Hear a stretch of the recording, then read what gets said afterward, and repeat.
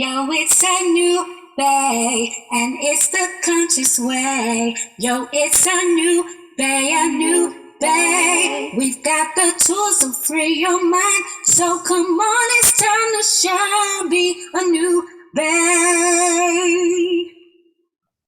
We've got the healing that you want, so come on, create your life with a new day.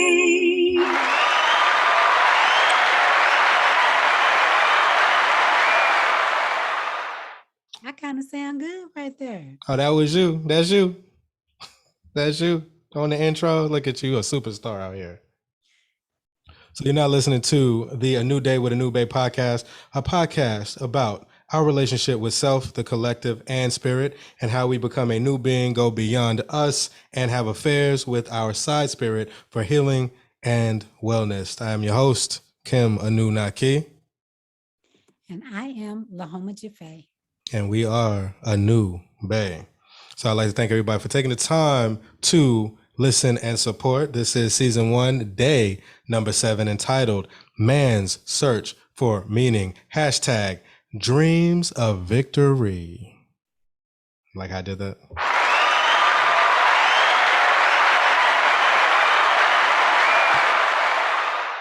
So we're going to have these little surprises, these little nuggets that you're putting in there that you didn't tell me about. Yes. Sometimes it got to be a surprise. Sometimes it got to be a surprise. So you can find us on Facebook, IG, and YouTube at A New Day, A New Bay. That's ANEWANUBEY. You can also go to our Patreon page at www.patreon.com/A New Day, A New Bay, ANEWANUBEY. All right. So show love and support.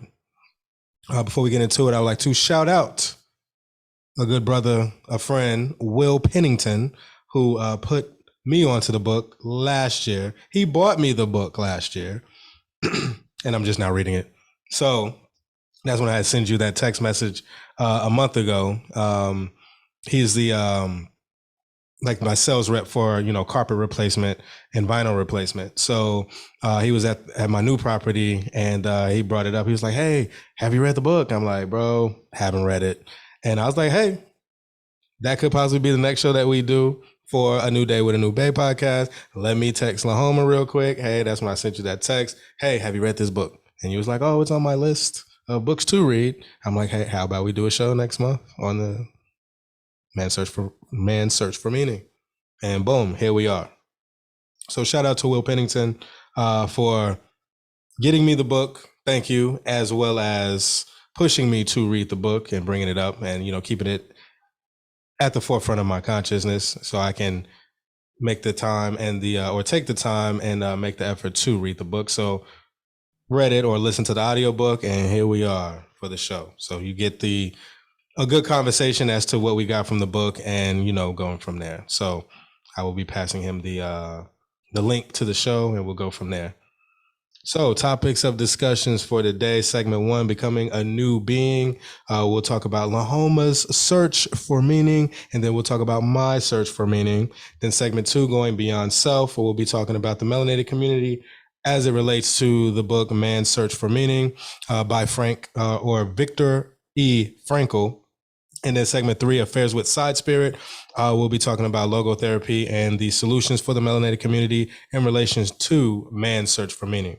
So I guess before we get into it, I just wanted to throw out there the 3 stages that Viktor E. Frankel spoke about in regards to the book. Phase 1 being shocks, phase 2 being apathy, and then phase 3, the psychology after liberation. So I'll tie all that into the segments that we will speak about today.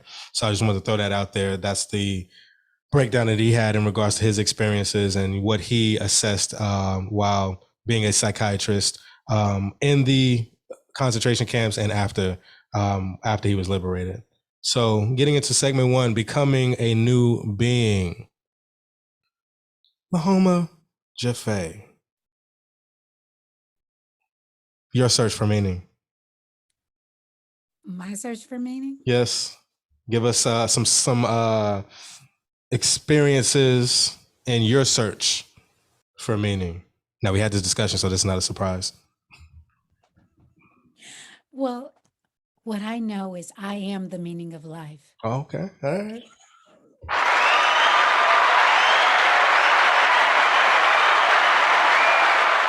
Go on now.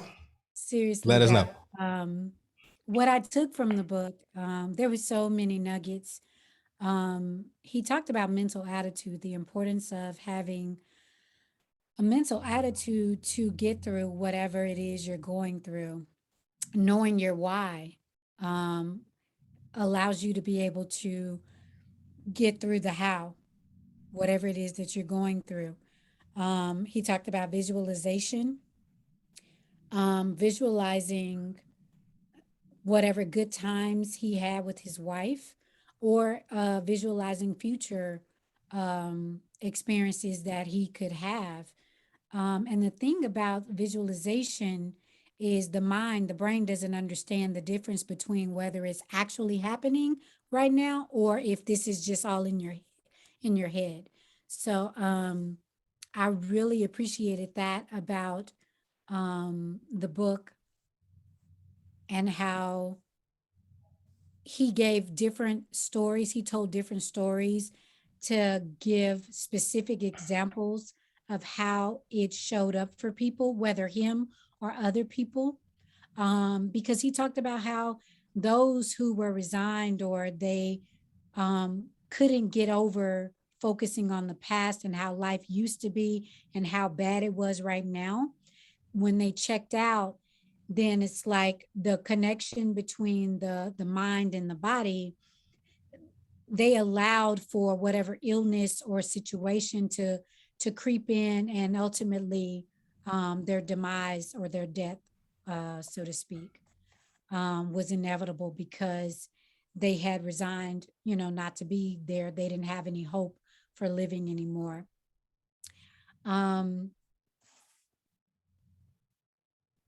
I appreciated too how he talked about there are two races of people. And he didn't talk about black, white, brown, like skin color. He was like, there are decent people and indecent people. And how, depending on the situation, you could end up on either side. You're not going to necessarily always be decent or always be indecent. At some point you go to the other side, depending on the situation. Let's see. So one of the things that stood out to me about the book was talking about suffer. That's kind of like a trigger word for me, because I don't like the concept of suffering or the idea of suffering. And it took me back to a Buddhism class that I took, where I had to learn about Buddhism and their belief that suffering that's a part of life. But the thing is, we don't have to suffer. And so suffering, in this book, he talked about how it was important to find meaning in the suffering to be able to go through the suffering, and come out on the other side. And I will say it some stuff came up for me as far as my own personal life, my own personal experiences, really understanding where I was not trying to suffer. It was like, nope, this is not what I want to happen. And I'm finna do something different. I'm finna make something else happen. And not really being there in the moment to allow myself to receive the opportunity, whether healing from the situation or the circumstance, or transcending it, and making the best of it, and making it something that not only I benefited from, but other people benefited from. Because he talks about how we rob ourselves of the opportunity in the present moment when we disregard what's happening, the actual situation, and acknowledge whatever the suffering is for what it is, just without any judgment. He also talks about responsibility, our responsibility to life, our authenticity, our uniqueness, how we each come here to do something that nobody else can do. Only we can do it the way that we know how to do it. Right. And it's important for us to be present in the moment to see how can I shift this situation? How can I, and in his case, there was a point where he visualized himself, instead of complaining about how they had taken his manuscript when he first went to the camps and all that stuff. It was like him seeing himself standing before people in a lecture hall, giving lectures about what he learned from the experience. And so that really stood out to me, to take what I'm experiencing now at this phase in my life, and see how I can use that to help other people transform their lives or their situations. Another deal that I appreciated was he talked about how we tend to ask life, you know, what can I get from life? Or what's the meaning of life? And he said to ask, what does life expect of me? Because life is constantly questioning us with different situations, circumstances, different relationships.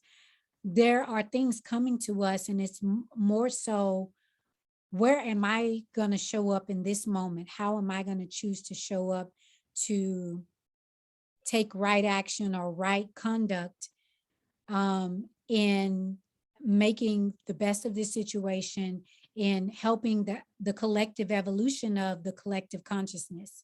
Right. Because if there's only one thing happening, one mind, I'm a part of that one mind. My expression, my experience contributes to that one mind, that collective consciousness. And so I got a lot out of this book. I'm still processing quite a bit. I didn't cry, so I'm feeling really good about that.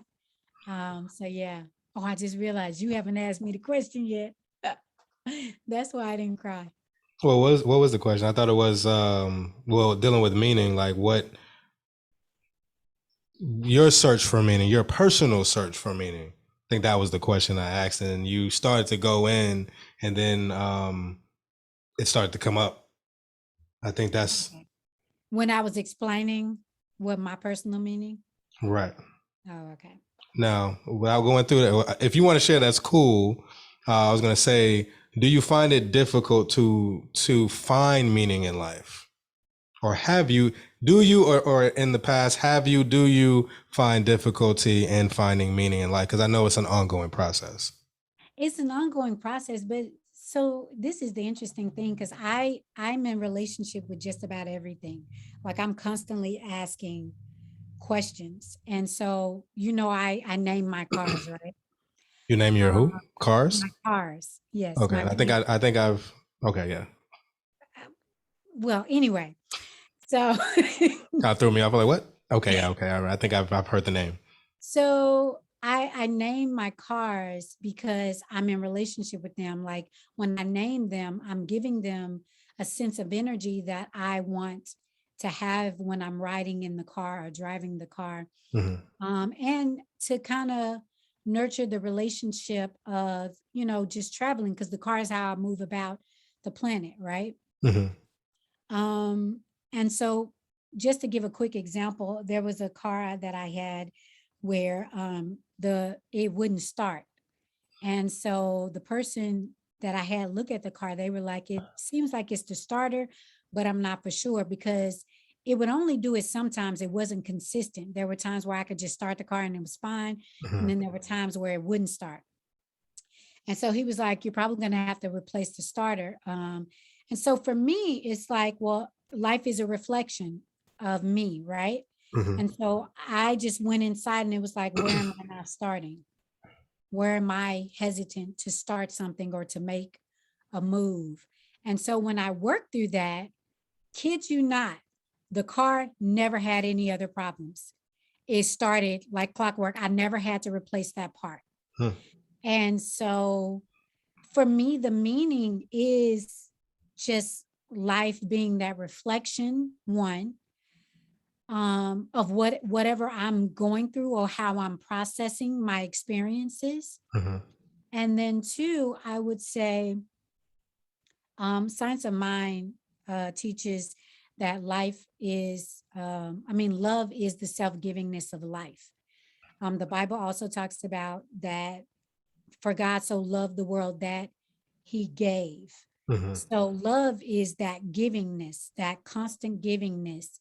And so for me, it's like, well, where am I being willing to give? If God is expressing in, as, and through everything, including me, and life is the self-givingness of itself to itself, am I giving of myself to myself and to life?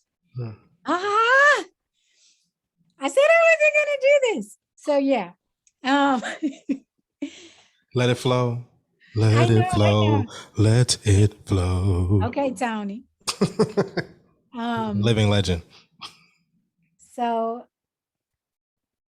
where am I giving or not? Am I choosing for whatever reason to check out or to not give, to not be a part of, this flow of life, because life is designed that way. It gives of itself because that's how life sustains itself, and that's how life continues to evolve and go forward. And so the meaning now for me after reading this book is really paying attention to, am I giving? Because there's receiving in the giving anyway. Like that's clear. The law of circulation is proof of that. Right. We give, we receive. And so really understanding that I am needed simply because I'm here, I exist, and what I have to give is needed simply because I'm here and I exist. And what does that look like going forward? What can I give to life? How can I support life? How can I support me as life? How can, like, all of that, like, that's, I'm complete. All right. Well, thank you for sharing.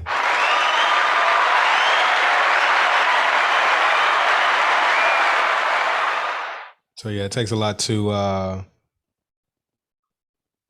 release and be honest and open, genuine, authentic in sharing your deep thoughts, personal experiences, and especially with, it bringing a sense of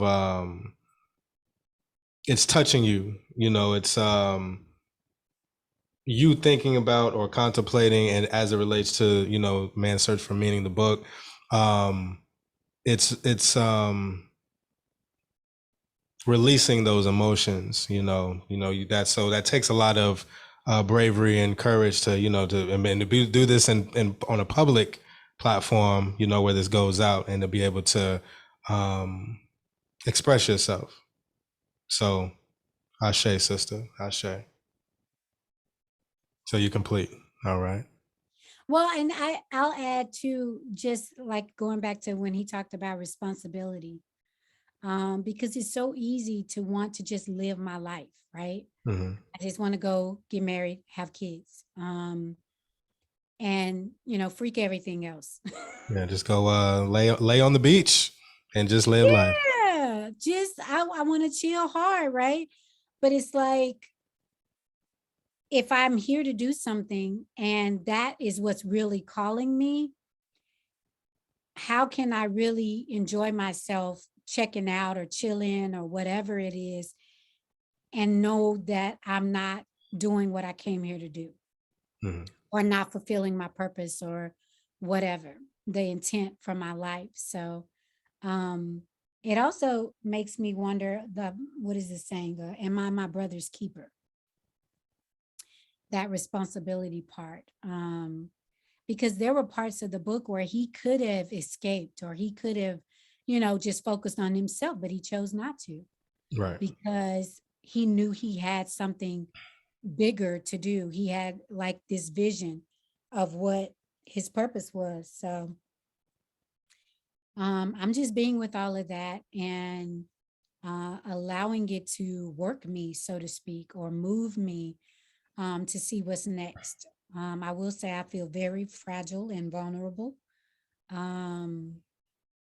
because there's a lot shifting in my life anyway. There's a lot changing, and it seems to be changing very rapidly.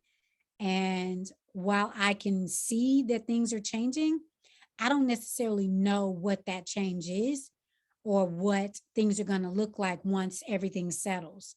And so being in that uncertainty is a little scary. Oh yeah, most definitely. And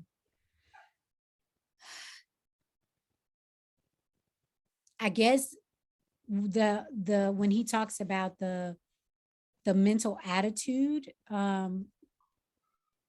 because I know I have a pretty strong mental attitude, that's like the certainty for me, knowing that I'm gonna get through this and I'm gonna come out like celebrating.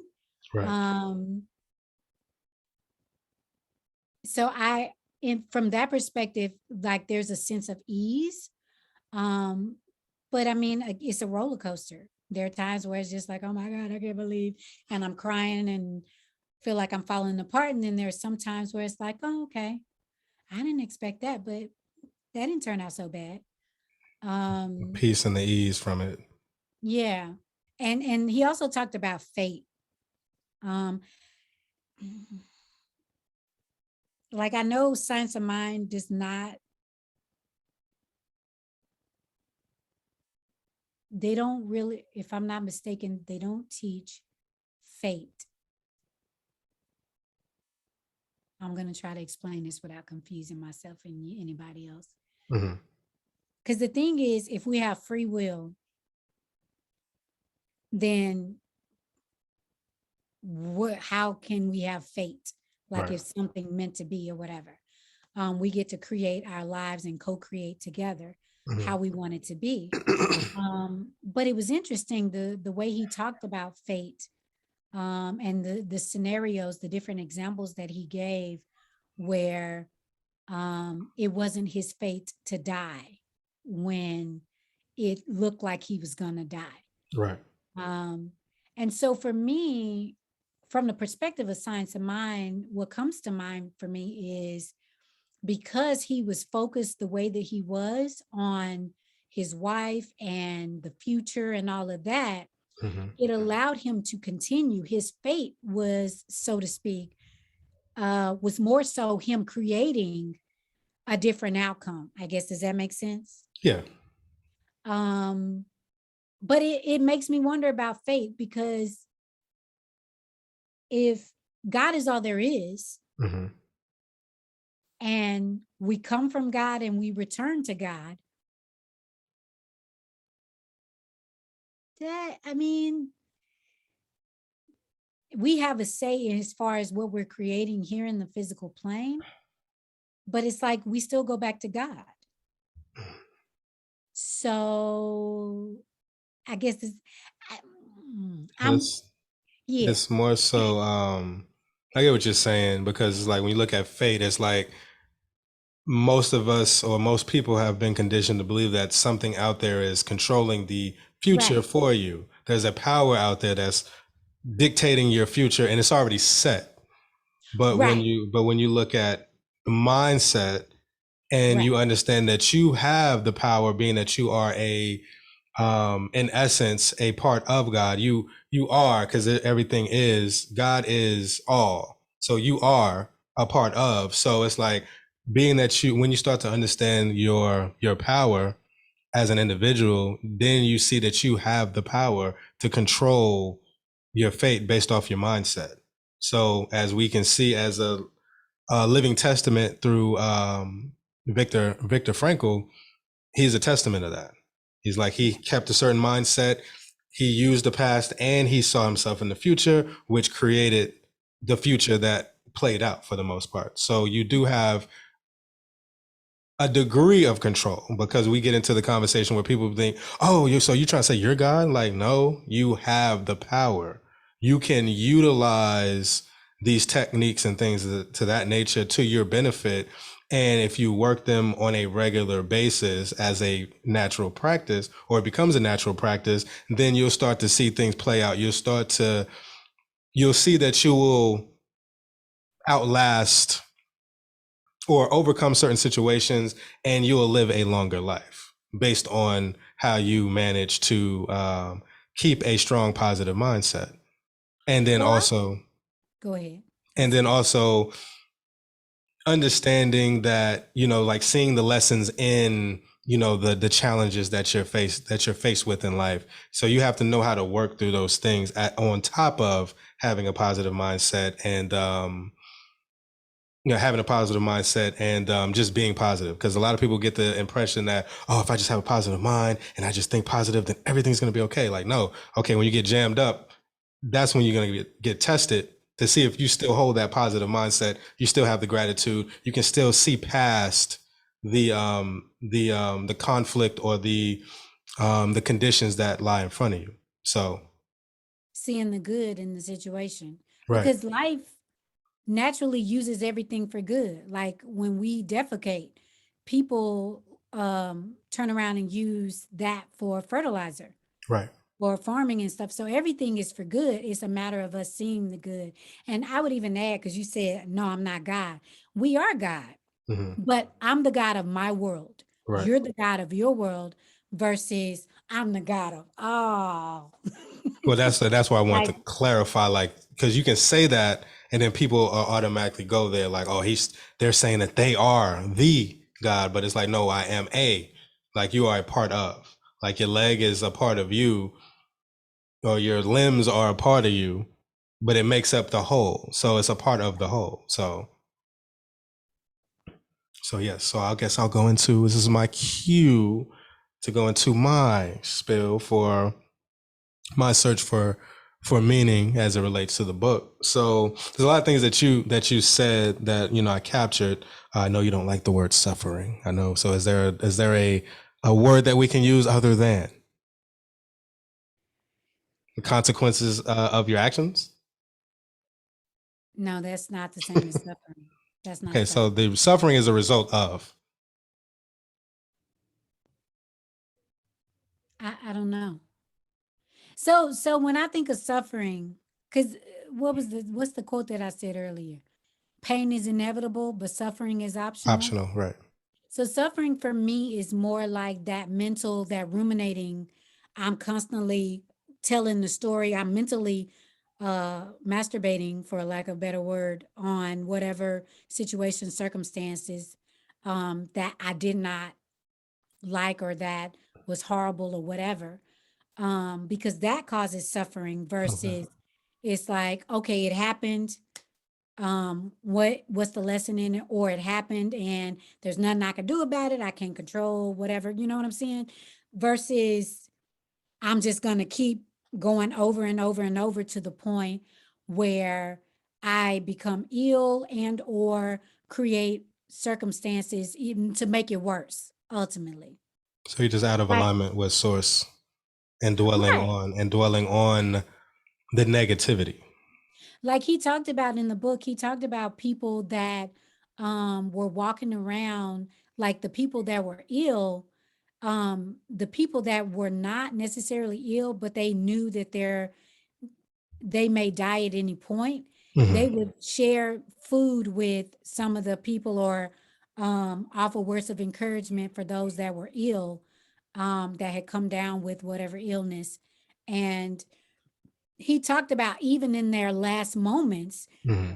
that they still had dignity as a human, because it was like, you can't take my dignity, you can't take um my attitude Right. and how I feel about life, Spiritual regardless of freedom. what I'm experiencing. What you say? No, I know it was a quote from the book. You can't take away people's spiritual freedom. Yes. Yes. Yes, thank you.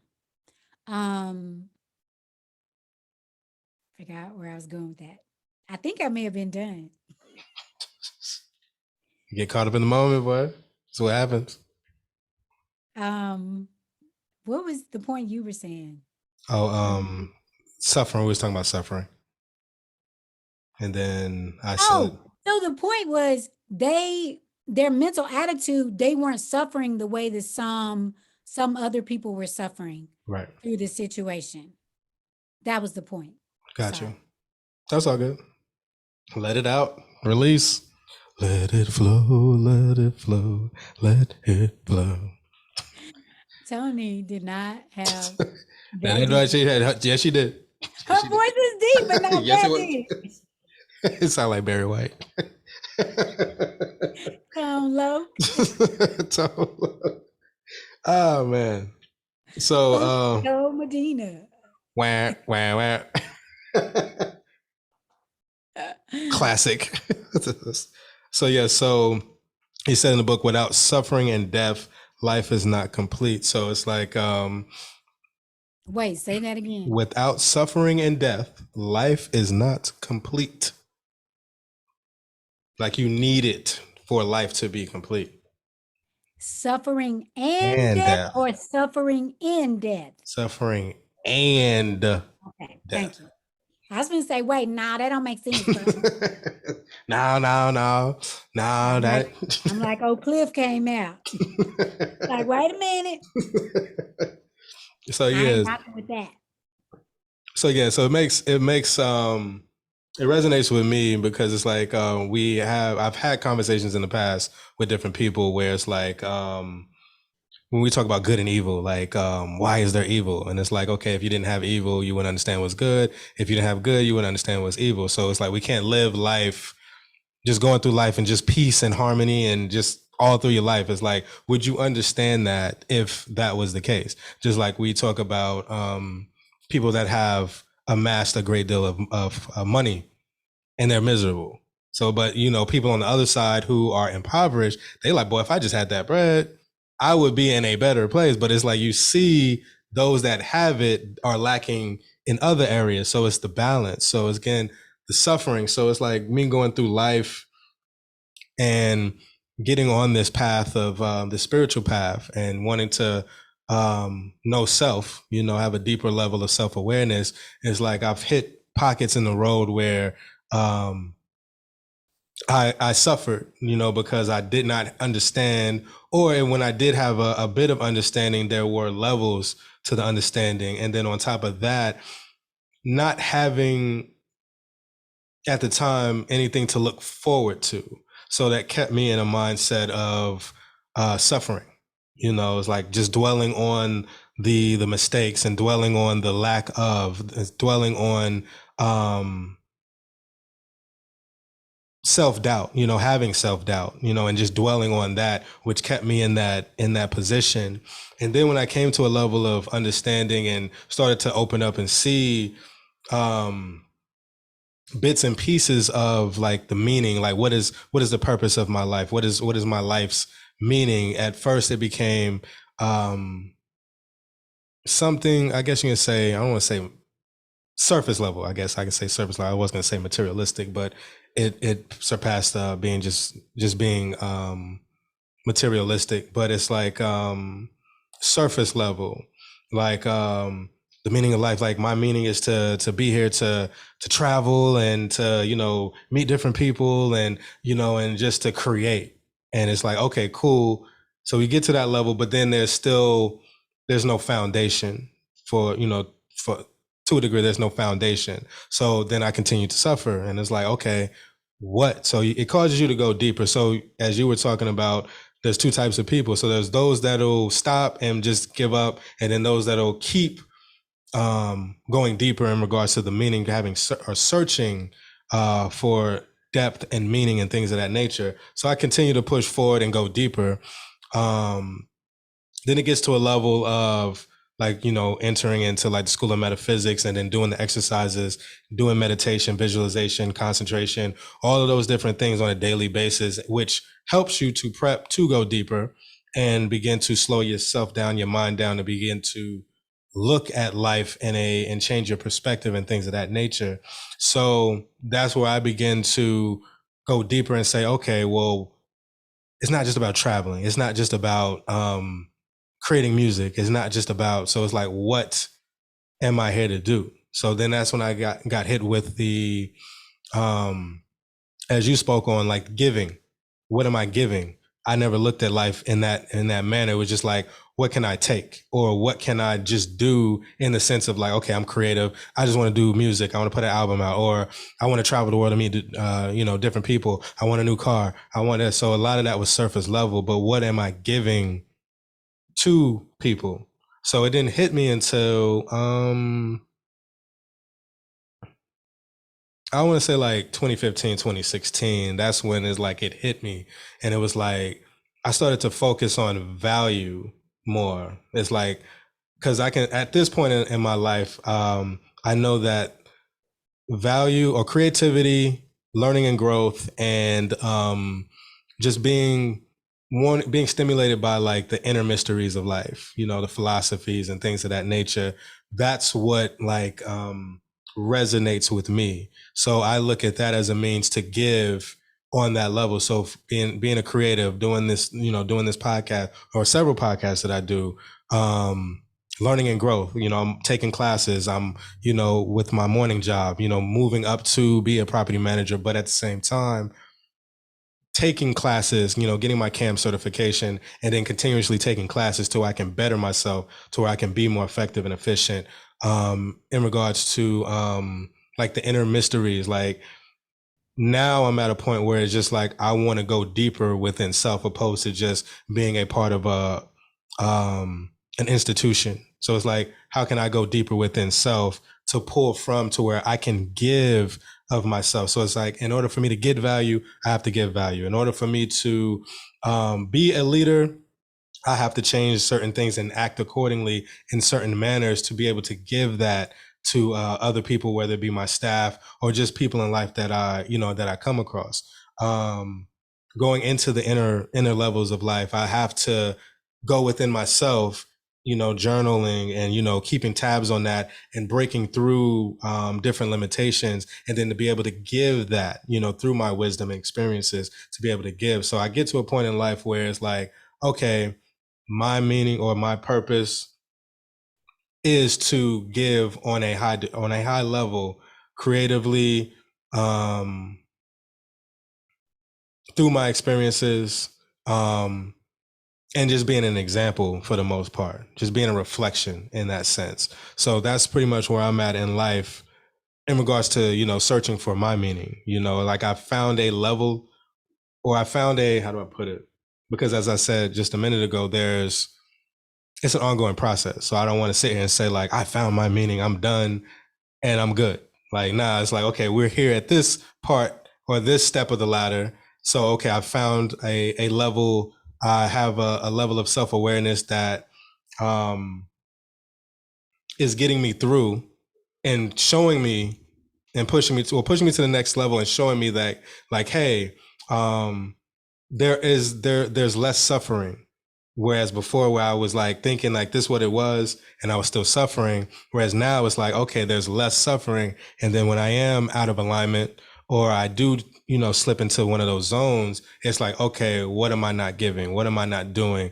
I'm isolated, which is another thing that I got from the book, where he talked about detachment.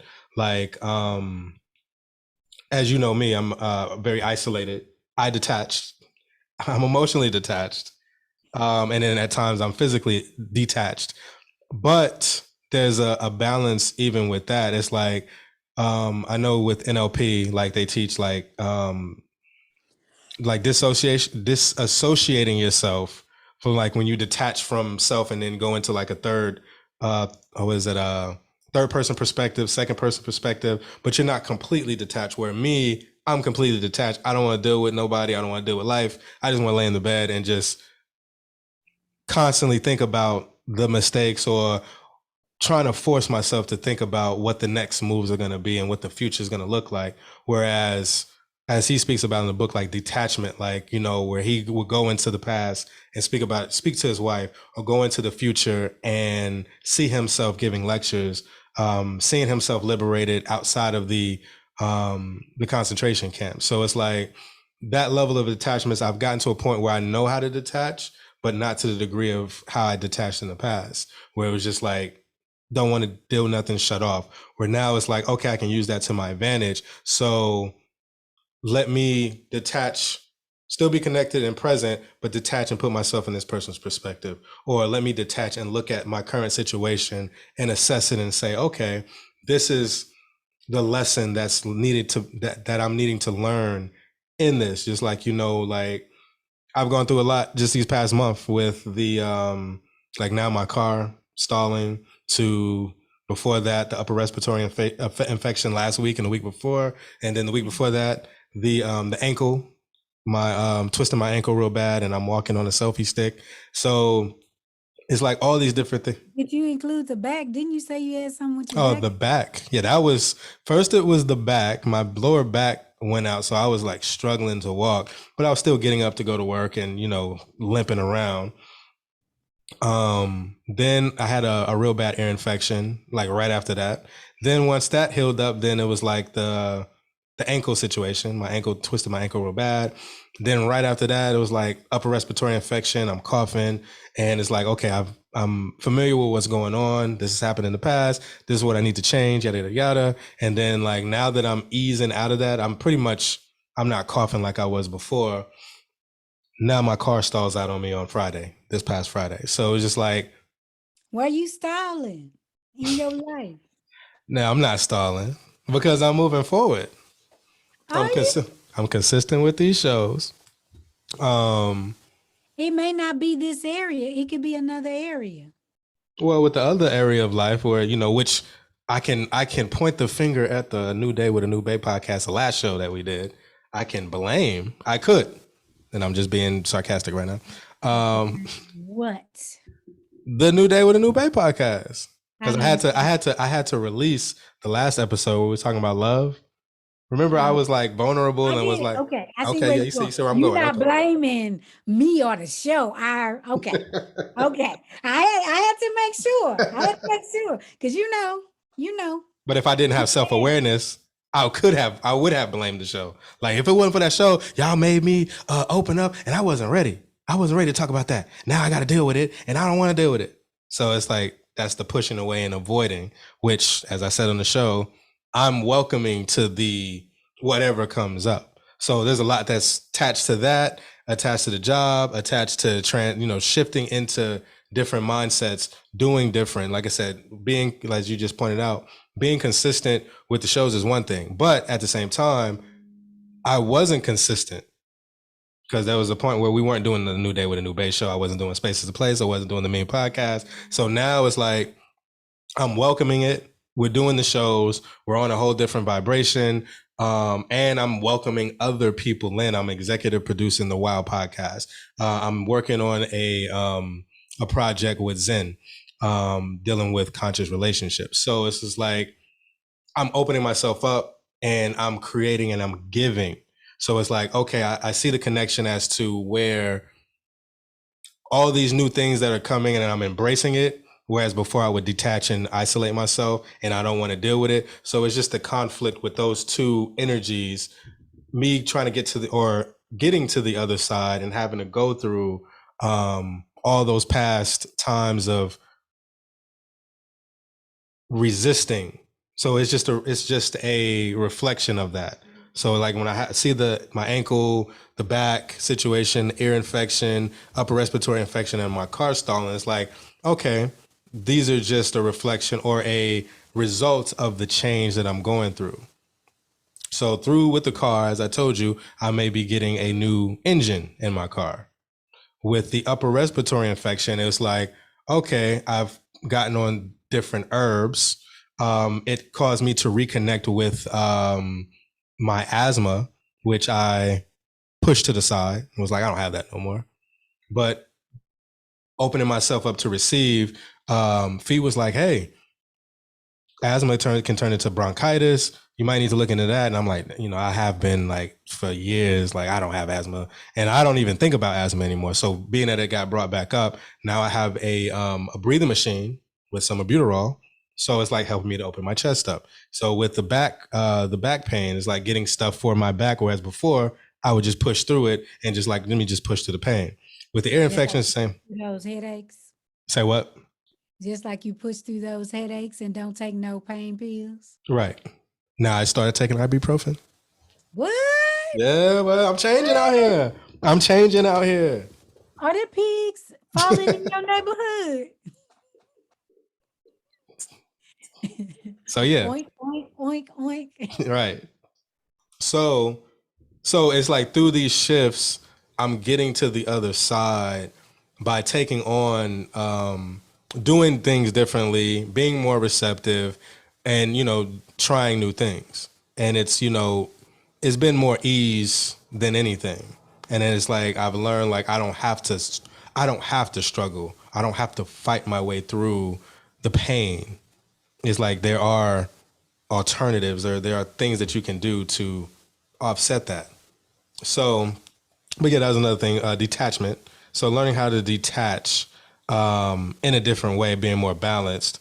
Let me see, you said several things that I wanted to touch on as I spoke about my experiences and, when it comes to searching for meaning. What does life expect from you? I know you mentioned that as well. And, as I said, like those that had a book to write or a service to give or a creative idea that needed to be seen or heard by the world, those were the ones that survived. So that ties into like the giving aspect. So when I got to that point in the book, it resonated with me to a degree to where it's like, I always say, I'm going to live to see 150, 200 years old. Just given technology, where it's headed, and me being at the forefront of technology and how it can be used to prolong life. And then also like with the podcasting and all these different things that I'm wanting to do, wanting to inspire the masses, preserve history, the melanated culture, our history and things of that nature. So I feel like I have a deep why to overcome any how that comes my way. So it's like wanting to be here to witness different shifts, and then being at the forefront, and not necessarily at the forefront, but being able to take advantage of these resources to help people to find have inspiration, motivation, have purpose, and things of that nature, whether it be through technology, through spirituality, through just me being entertaining, being creative. How can I take this and merge it with this, and then do this and do that, and then convey certain messages in that manner? It's like I see like that's one of my purposes, and I can see how that could take me to the next level. And whereas most people now dealing with the situation that we're in now with the pandemic, and people have lost hope, people are down on their luck, people are not seeing the future. And it's like me being in the position that I'm in, how can I utilize all this and keep going? And then I can see myself in the future. So it's like having that level of seeing that and having that level of purpose gives me more meaning in life, and giving me more the will to to get up every morning, because I have that sense of motivation and inspiration, if that makes sense. Yes. No. No. He was like, I was like, is that a rhetorical question, or am I supposed well, to? it could go either way, but you just stood there, was like, I'm not understanding what you're saying, brother. No, I said yes. Oh, and one last thing before we move on to segment 2. Do not chase after success, because like happiness, you are unable to find it. I forgot that. So, because he said it's like the pursuit of happiness, and it made me think about that movie with Will Smith. Mm-hmm. He says you have to not care about it and allow it to happen, which ties into the detachment. there's that level of detaching from, because I know one of the things, or one of the reasons why I have anxiety is because I can see the future clear, but I attach myself to the future where I get stuck in the future. So it's that level of attachment to where it's like, I'm looking for fulfillment. I'm wanting to be fulfilled. But it's like, you're only going to get that through allowing things and just experiencing life and having fun, opposed to like, I'm trying to force happiness or force fulfillment through, if I do this, I'll be fulfilled. Like, it's not how it works. So I thought that was very key, and him bringing that up in the book as well.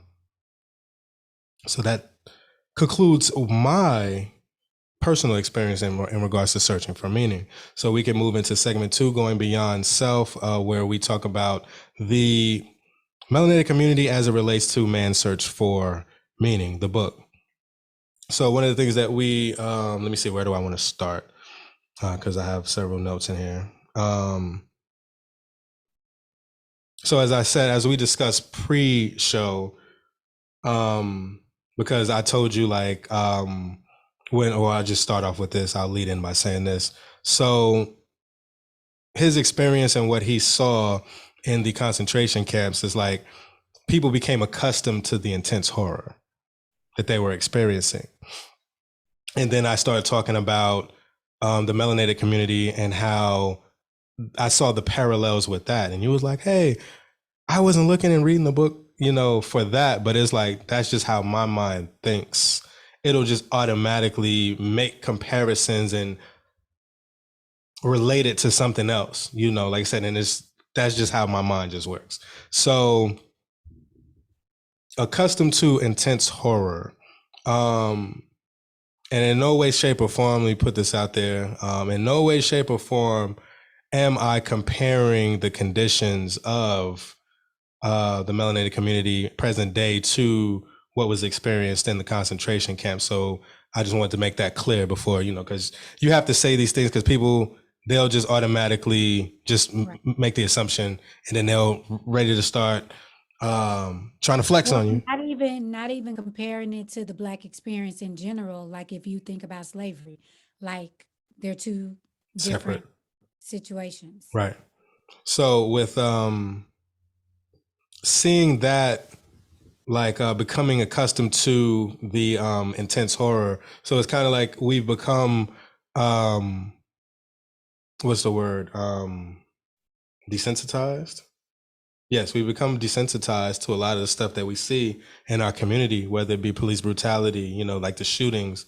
Like we don't feel the same outrage because we've seen it so many times.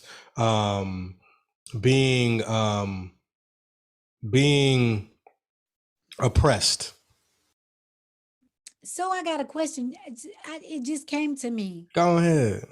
So because,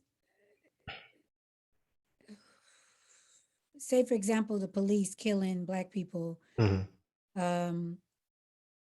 would that be somewhat the same as Black people, the Black on Black crime? Yeah, it's because like they're desensitized to the point where it's like, well, what is it for me to take a Black life? They taking it. Right, but it's levels to that, because I can sit up here and say, yeah, well, what about Black on Black, Black on Black crime?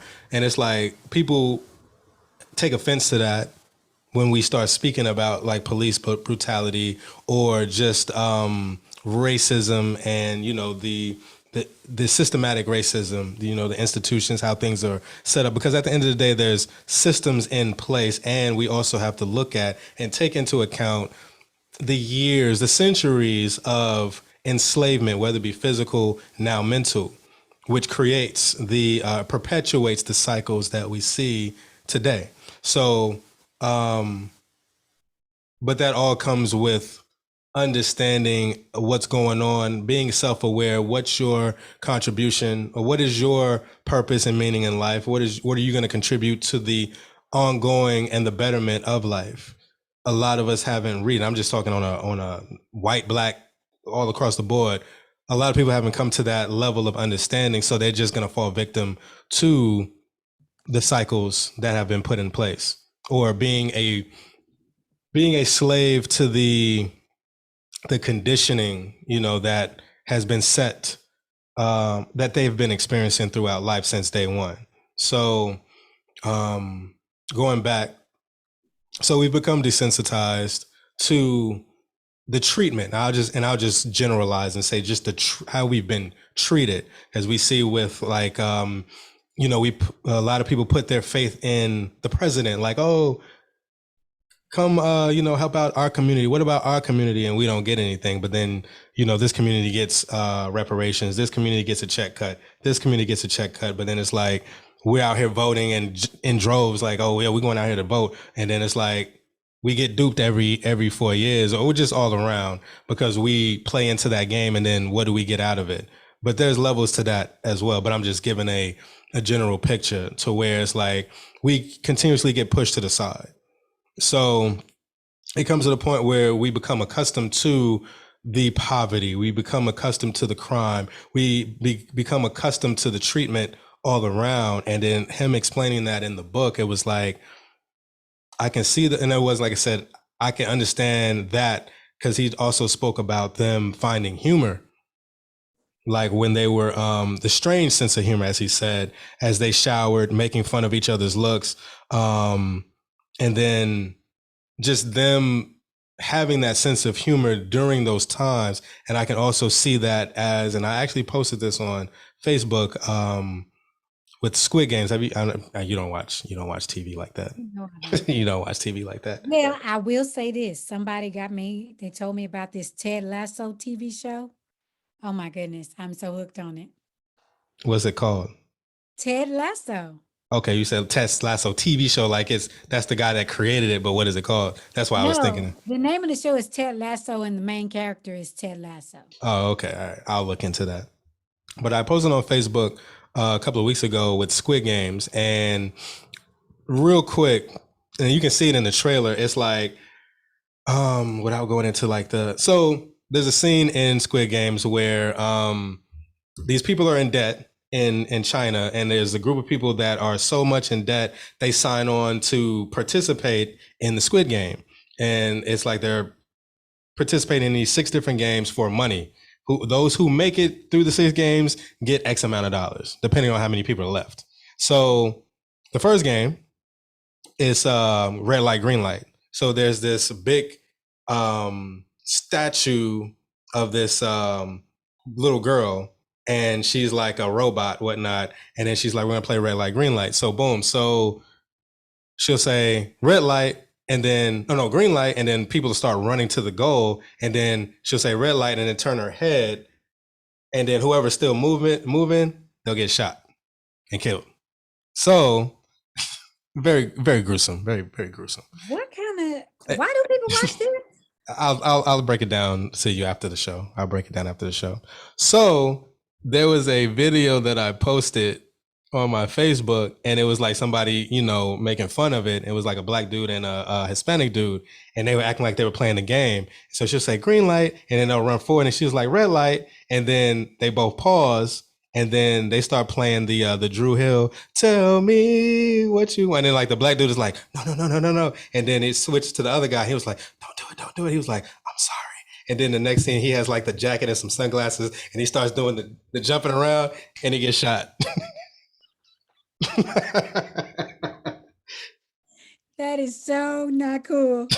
So in the post, I feel like that's racist. I feel but like it's that's racist. But in the Because you have to, when you hear that, you have to do the steps. Right. So in the post, I put and it's funny how it connects to what we talk, because this is before I started even reading Man's Search for Meaning, so I could tie it in. It was fun because in the post I said, us as a people, would we make it in the Squid Games? Because it's like we be making fun of like stuff that we shouldn't be making fun of, and it's like, would that cost us? Would that come to our demise because we don't know how to take things serious? Even when the COVIDs, because we can't say the word on air anymore. The COVIDs, the pandemic, COVIDs. So even with that, like, remember when we like they was like, oh, black people can't get it, and then everybody was like, oh man, we are immune to that. We can't get that. We start joking about that, and it's like, dude, can we take anything serious? So for me to hear about them joking while they were being gassed and slaughtered in the concentration camp, to hear that they were telling jokes, like they had jokes, and I was like, interesting. So can that be a way to overcome any challenges in life by laughing and finding humor in? Because you can look at like stuff that we laugh at, watch like Family Guy, which is like dark humor, and it's like, why are you even laughing at that? That's not funny, and you need to be serious in life. You cannot do that. Why are you laughing? Do And you it's have like, to have that voice when you say that? well, that's like people that are serious, like, you're not supposed to laugh. What are you doing? So it's like, I can see that as a way. Wait. You sound like Jamie Foxx. I am your conscience. Oh yeah, boy, he got roasted. That's Oh what you no, sound I'm like. not Jamie. I am your conscious. Oh, okay, go ahead. I'm sorry. So me hearing that, so being accustomed to intense horror, having a strange sense of humor, I found that like, okay, maybe there is something to laughing at your pain, or laughing at your oppression, or laughing at in the midst of darkness. There's something to that. There's some therapy in that. You could use that to your advantage. And like I said, I didn't even know that they did that in the concentration camps, because just the stories that have been painted, listening to other people tell me about the history, you would never think that there was any jokes. Like, y'all ain't out here joking, and based definitely in dealing with that level of torture. Right. So it was interesting to hear that. It's kind of like the whole get over yourself kind of, or don't take life so serious. Don't take anything so serious, Mm-hmm. because um when you get caught up in the seriousness of anything, um you just lose sight of so much. Mm-hmm. I feel like, whether it's the situation, a relationship, the person, what's really happening, or for example, like if we're experiencing loss, like what's underneath, what is the need that's not being met? Like you can't get to any of that if you're just on edge. Right. But when you're able to laugh and stuff, that kind of helps in the releasing, so that you can tap in, tune in, turn on, whatever, to get what you're supposed to get from the situation. Mm-hmm. Indeed. And then he asked the question, how do you continue to practice the art of living in a death camp? Well, he mentioned it, and I pretty much made my notes, whatever, like, because he started talking about the art of living, like going through, like, a lot of his friends at this point have died, checked out, or put into the gas chambers. And it was like, how do you continue to practice the art of living under those conditions? So it goes back to what you were talking about, or what we've spoken about numerous times, like finding the good, as you mentioned earlier, the good in everything. But like, how do you find the good in that? I don't know personally. So here's the deal. Like I've had some situations, I would say even recently, where I could not see the good. And so for me, it was like a matter of me doing a prayer of treatment saying, hey, I don't see the good, God. I demand to see the good. Mm-hmm. Like, I need to make some sense of this. Right. Good must come of this. It Mm-hmm. has to. So I need you to show me life. Show me whatever, I needed to show up. Mm-hmm. So, in me, I will say one specific situation that I'm thinking about, when I just went there and was like, no, this don't make no goddamn sense. I need to make sense of this. I need to know what the good is. When I was able to get that out and release that, then it's like everything softened within me. And it was like, oh, okay, well, this is a positive from that. And this is a positive from that. And this is okay. And so Whereas I may have not gotten oh, this is the thing. Mm. I was able to move in that direction. And if I remember correctly, I don't know that the actual, I guess the aha moment that I was looking for has come, but like I don't feel that initial anger, anxiety, frustration, all that stuff that I initially felt. I don't feel that anymore. Like I let it go because it was like, oh, well, I trust that the good is going to show up. It's going to be revealed to me whenever it's supposed to be revealed to me. And usually that's when I'm ready to receive the good and acknowledge the good. So yeah, or at least that's my understanding of the way it works. Right. Yeah, it's funny how the timing of when things come is like, if this would have came prior to, would I have received it, type of thing. Right, right. It was not even so much of the receiving it.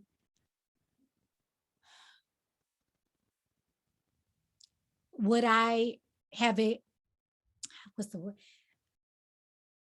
Seen it or acknowledged it? Because there are times where we got something, but we couldn't see it Right. for what it was. Mhm. And so we didn't acknowledge it. There was no gratitude, blah, blah, blah, blah, blah. So, because at the end of the day, we can't stop our good. The good is always happening. Right. It's a matter of, are we conscious of that good that we're experiencing? Right. So I would say it's a little bit more than just allowing. It's more so of an acknowledgement and honoring the good that's there, having gratitude for the good that's there, versus it didn't look the way I thought it was gonna look, so I ain't really trying to celebrate. Right. Got you. And I've had those moments, unfortunately. We all have. Happens to the best of us. So another thing that before we go into the third segment, we spoke about this pre-show. Some, as in regards to the book Man's Search for Meaning, some became oppressors after their liberation. Yeah. So with that, as we spoke, I was like, of course, when I heard that, I immediately went to questioning, like, because we speak about with the melanated community, like we talk about reparations, getting what we're owed. And Dave Chappelle actually did a skit on that for the Chappelle show. I don't know if you've seen that skit, where it's like the all the blacks have gotten reparations, and then they went out in the street and started interviewing people. I think I remember. So it was like, what does that look like? So we always, there's been talks of reparations, and and just even outside of reparations, like what would it look like if we were free, or if we were mentally free at this point, if we were operating at the level that we know that we should be operating at, given what we see and know what we can do. What if we were in those positions of power, wanting that level of equality, and to that level of or that opportunity to show and prove? Like, what will we do with that? Now, Dave Chappelle with the skit makes fun of like the first lady that they talked to, and she's like, oh yeah, I got this money. He's like, hey, y'all better watch out now, there's poor people around us. I'm out of here. So it's like the mentality switches, like, hey, you just got this money, now you're calling people around you poor. Watch out for these poor people. What else was it? So there's several instances, like conversations, but some people have the mindset like, oh, if you just give us the money and we'll just be in a better place and we'll just do our thing, right? But then there's the other side of like, would we turn into the oppressor? Because we see it now with certain brothers and sisters in position who look down upon, who disrespects, who pretty much puts people in the same predicaments that they may have once been in.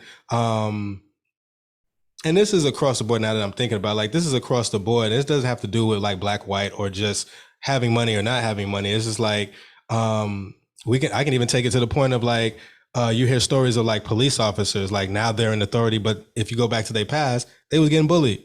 So now they're in authority, now they're bullying people. So it's like once you get to a certain level, position of authority, amass a certain amount of money, you will begin to act as like you will become the very thing that you were subjected to. I guess that I don't know that I agree with that. I'm not saying everybody would be that way. Well, I'm not saying it everybody. goes back to the mental state Mhm. of the person. You become, money just makes you more of what you already are. Right. It's like alcohol. They say alcohol make you more of who Honest. you already are.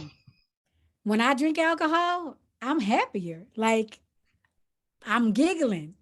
And there's nothing, nobody said a joke. But there are some people when they drink alcohol, they become even more angry Mm-hmm. and abusive.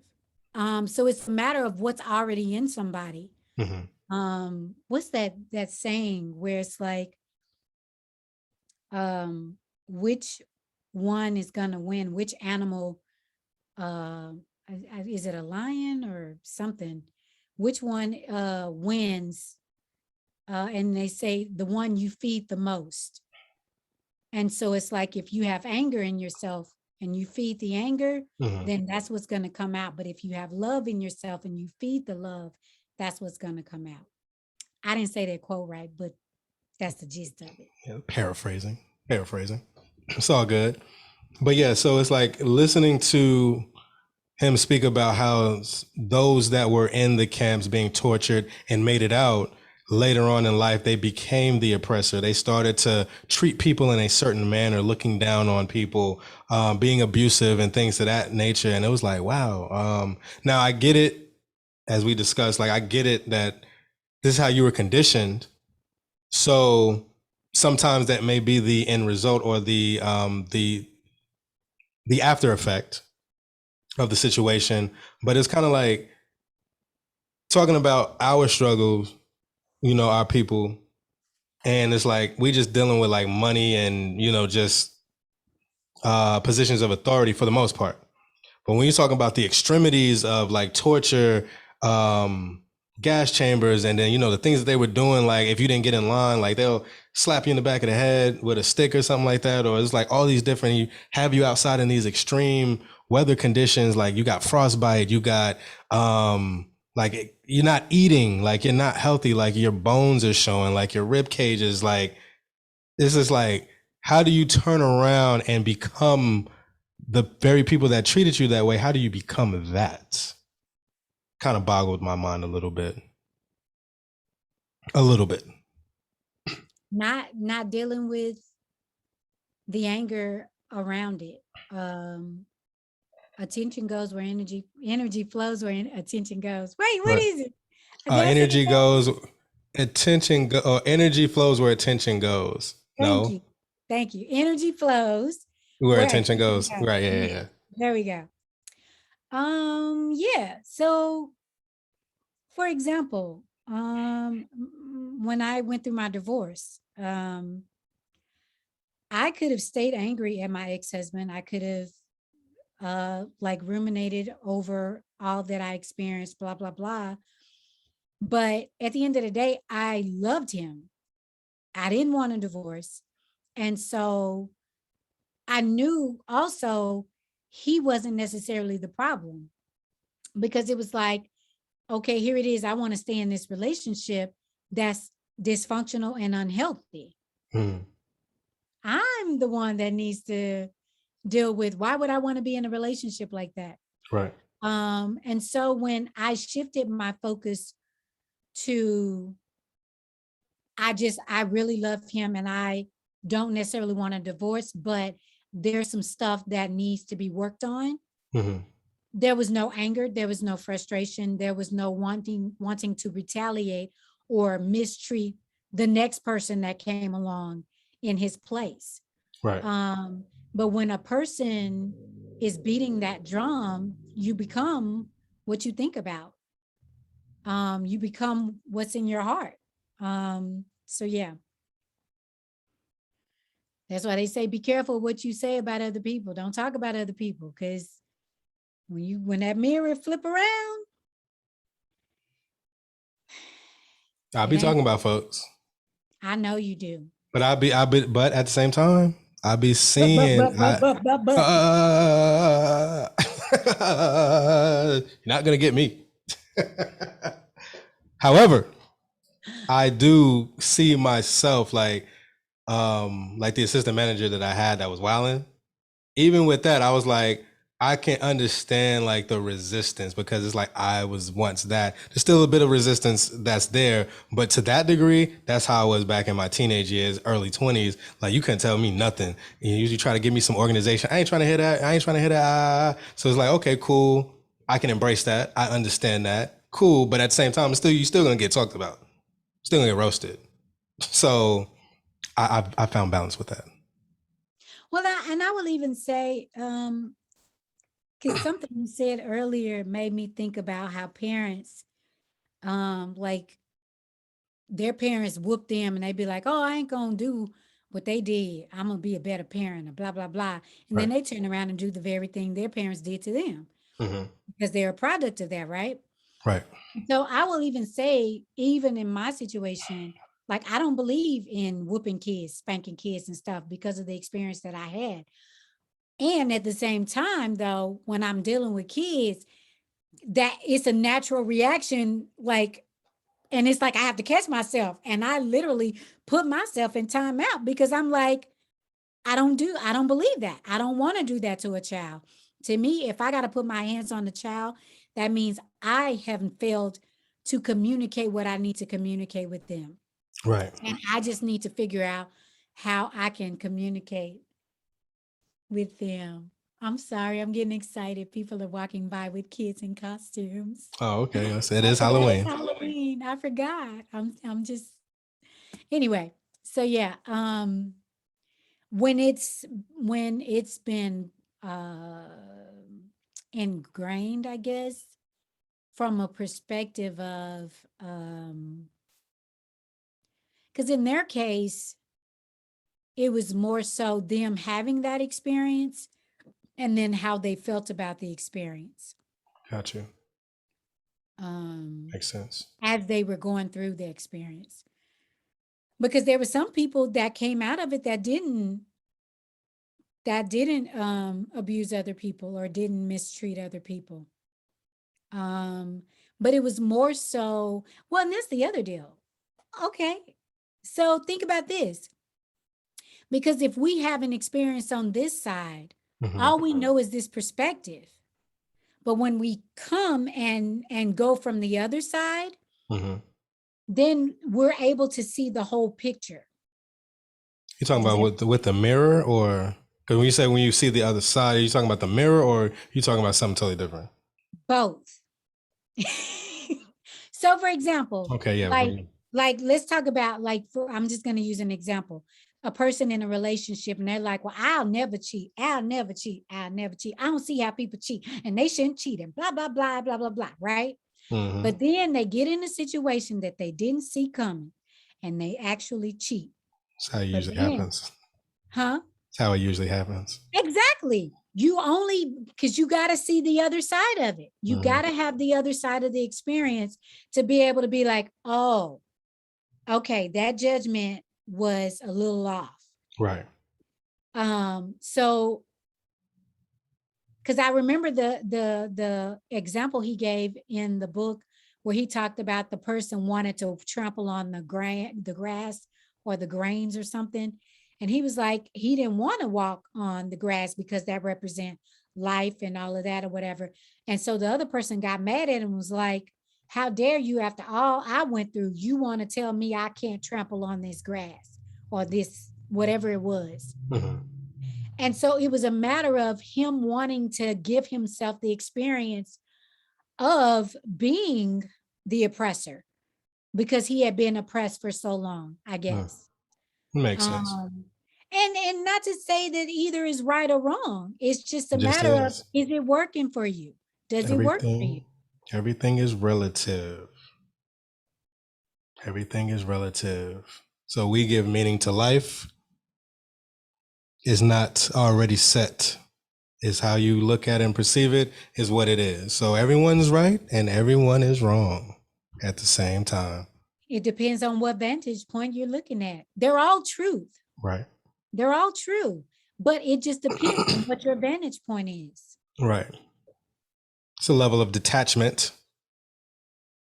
Yeah, it's a level of detachment when you can be neutral and stand back and say, you know, and not allow it to not only just affect you, but also affect your judgment. It's like, how are you looking at this? Are you getting both sides and getting an understanding, or several sides? It's not just two sides, it's several sides, and understanding the layers. So like I said, that comes with growth, time and growth and awareness.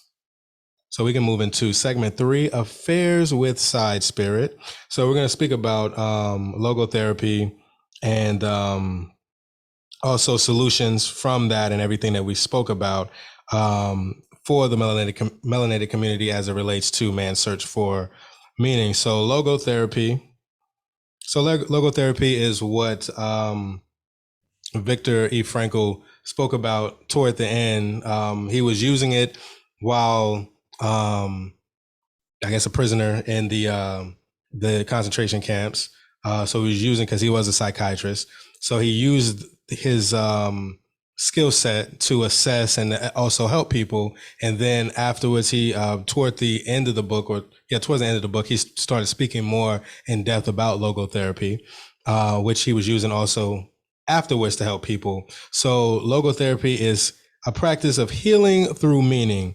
It promotes freedom of choice and personal responsibility. There are 3 basic concepts. So there's freedom of will, will to meaning, and meaning of life. So just to go a little bit more in depth with those. So freedom of will, we are free to choose how we respond to life and are personally responsible for our choices. Will to meaning, we are motivated to find meaning, and when this search is thwarted, we experience existential frustration and feelings of meaninglessness, which ties into suffering. Meaning of life. So we are called moment to moment to answer the demands that life places on us. The focus is not on what we feel we deserve from life, but rather what our responsibility is to give to life. We have the ability and the ultimate necessity to self-transcend in order to improve humanity. So with those 3 things, so will to meaning, well, we already discussed that with suffering. You know, we are motivated to find meaning, and when this is thwarted, we experience suffering. Meanings of life. So I touched on it a minute ago, speaking about my own personal experience. It got dark in your, did you turn the lights off? No, I'm like, we need to land this. Oh, it's getting dark outside. You ain't got no light? Yeah, I was using the natural light, and I was like, I'm gonna have to get up and turn the light on because It's getting dark. it's getting dark. We're gonna have to do this at an earlier hour. True. Well, it's getting later earlier. It's getting darker earlier. We're about to go into that shift. Yeah, I know it'll change once the time change, but still. Next week? Oh, I forgot it is next week. Next Sunday. But you can see me, right? I see me. Oh, yeah. I just saw it. I just looked up and was like, it's getting dark. Yes, it's getting very dark. All right. So Darkness.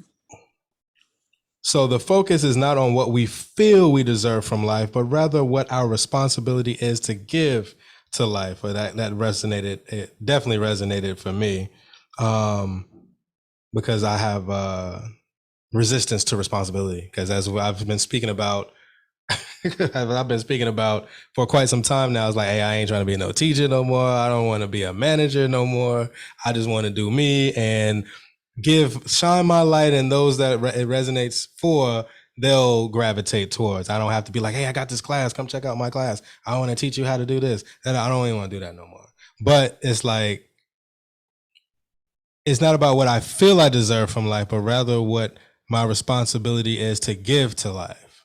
So it's like, I can keep running away from being a teacher, but it's like, I can say, oh, I don't feel like, but it's like, based off what he's saying, it's like that there's a blockage in regards to me going deeper, in regards to me giving, in regards to me having more happiness and fulfillment. So I just wanted to throw that out there. Did you have anything you wanted to add to that before the lights cut out on you? No, you summed that up really good. All right. So, solutions for the melanated community in relation to man's search for meaning. So, he speaks about in the book, life is meaningful under any condition. We have the means, but no meaning. And the other two is just based off what we've already spoken about, like looking at his current situation as the past, speaking with his wife, and you can only live by looking into the future. Okay. Are you afraid of the dark? Okay. You about to tell some ghost stories I'm trying to get some light in here. without getting up, turn the light on? That's light, right? You got Yeah, that's that? cool. Yeah. Okay. It ties into Halloween. So, continue on. Wow. Okay. I mean, hey, it's Halloween. It's when you pull out the flashlight and start telling ghost stories. So life is meaningful under any condition. I know we spoke about that. We've given examples. It's like, how do you find good in certain conditions? And okay, I will end it on this note. So we have the means, but no meaning. Does that hit you? We have the means, but no meaning. Given the fact that we have That was in abundance. the book, right? Yeah, it was in the book. Okay, I was like, I remember hearing that. Okay.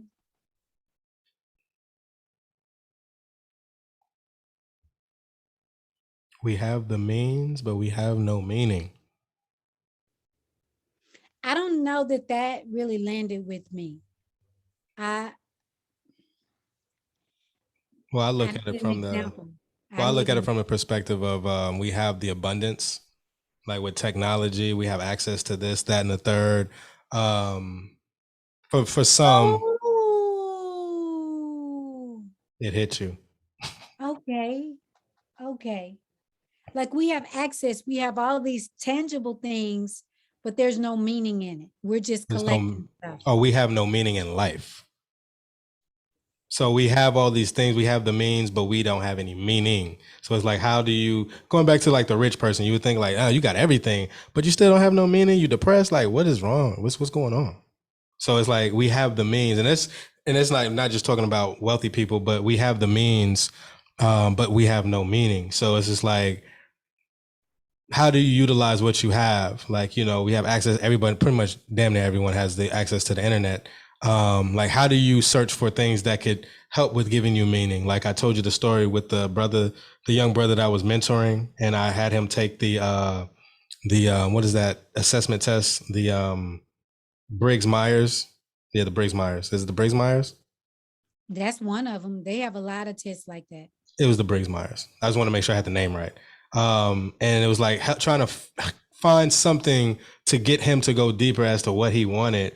And that was a problem for him. So it's just like, it goes to how do we utilize what we have already, whether it be money, whether it be the technology, whether it be access to the internet, whether it be having a group of people around you, whether it be having a resource center, or whatever the case may be. Like, how are we utilizing these means to find more meaning in life, opposed to just being superficial and shallow?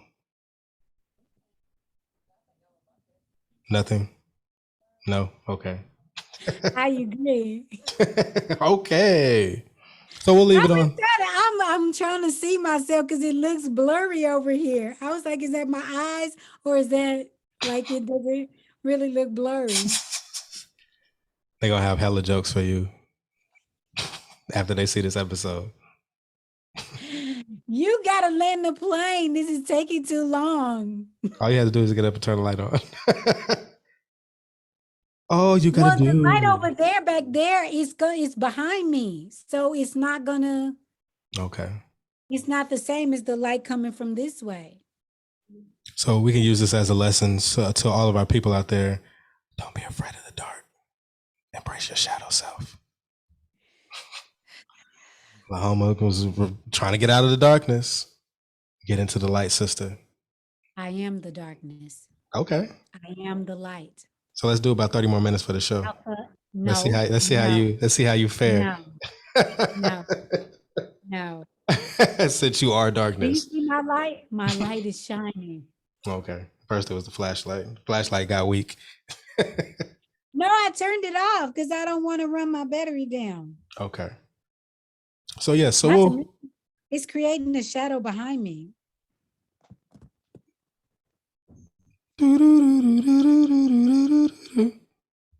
Let's not do that. Let's Okay. not do that. Yeah, so we heard, so because I know you don't like horror movies and all that. Let's go ahead and land this plane. So this concludes the show for the day. This is season 1, day number 7, entitled "Man's Search for Meaning." #Dreams of Victory. So segment 1, we talked about becoming a new being, Lahoma's search for meaning and her path, as well as my search for meaning and my path. Segment 2, we talked about going beyond self, the melanated community as it relates to man's search for meaning.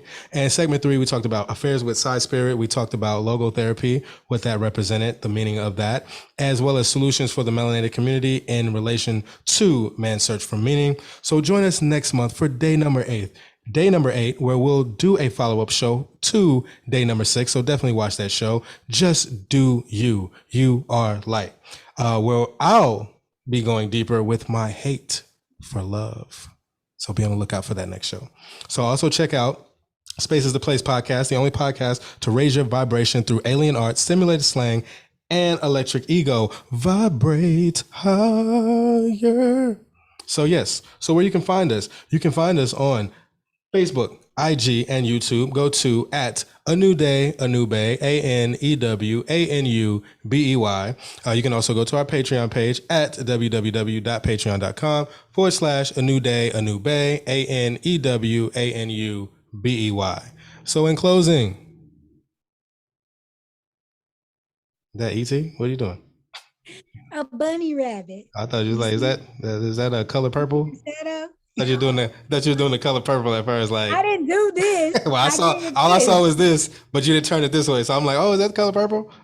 I was doing the bunny hopping behind me. A bunny rabbit. Shout out to the Fresh Prince of Bel-Air. Word. So yeah, so in closing, you got it? You got it pulled up? No, you don't. You already talk about landing the plane, you ain't got the closing. I'll go ahead and do it. This time. You probably can't see. Your computer. No, I can see my computer. Give me a second, smart ass.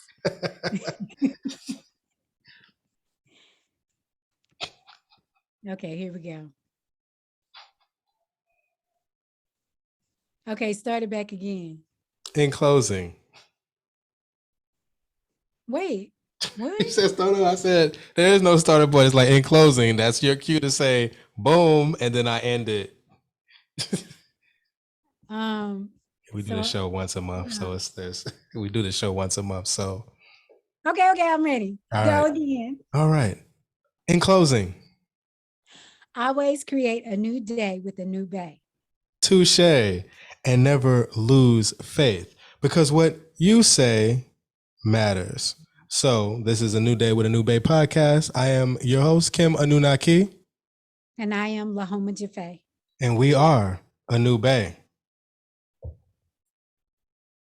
Yo, it's a new bay, and it's the conscious way. Yo, it's a new bay.